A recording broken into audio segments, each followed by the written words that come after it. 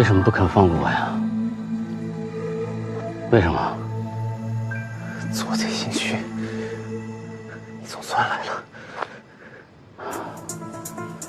是，我是做贼心虚。当年的事情都是我做的，那又怎么样？你有证据吗？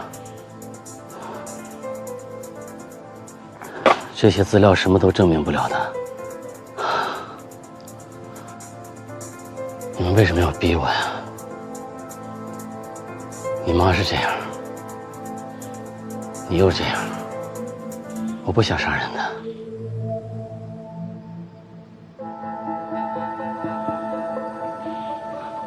妈，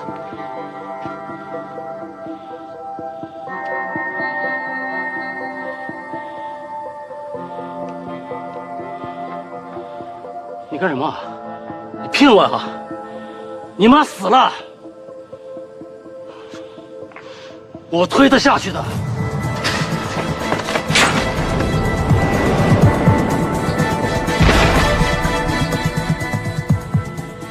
是她逼我的，什么意思啊？像你妈这么，我现在就送你去见。这样，高山，陈红宇也太鸡贼了吧！故意找了一个什么疯了的吴婶过来扰乱你的视线。还好警察就在附近。我刚迷迷糊糊，好像听到林沃的声音。你没迷糊，那是真的。林沃要冲过来救你，好在被小荣快了一步，不然你头上肯定多了个大窟窿。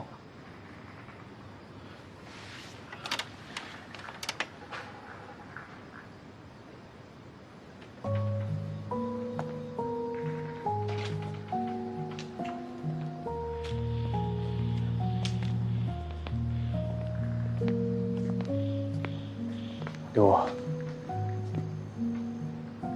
你怎么来了？我上午追陈宏宇，娜娜跟贝小荣根本就不知道我在哪儿，结果你却能找到我，这太不合理了。所以我就逼苏远说出了你们的计划。对不起。不用跟我道歉，我们俩已经没有关系了，我已经不在乎那些了。恐怕不是录口供的问题吧，陈宏宇先生。叶慧女士录下了和你最后的对话，虽然录音文件损坏，但是经过技术处理，已经恢复了大概。不是，警察同志，高总他妈妈早就神志不清了，他做的事说的话不能全信的。那这个呢？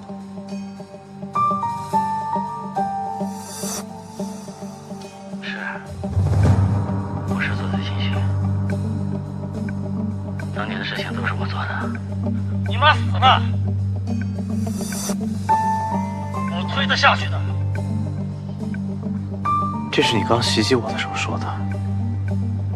你不会失忆了吧？这才是你的真正目的啊！没错，